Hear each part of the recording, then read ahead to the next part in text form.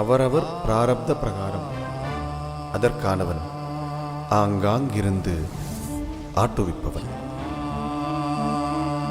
என்றும் நடவாதது என் முயற்சிக்கினும் நடவாது.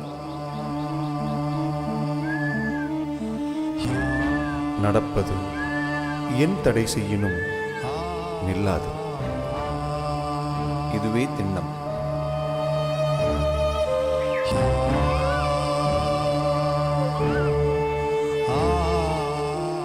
ஆதலின் மௌனமாயிருக்கை நன்று. அதாவது இதோட அர்த்தம் என்னன்னா, அவரவர் பிராரப்த பிரகாரம், அதாவது இந்த ஜென்மத்து விஷயங்கள் முன் ஜென்ம வினை காரணமாகத்தான் நடக்கின்றன. அதைத்தான் பிராரப்தம்னு சொல்லுவா. போன ஜென்மத்தோட தொடர்ச்சி தான் இன்னியோட வாழ்க்கை.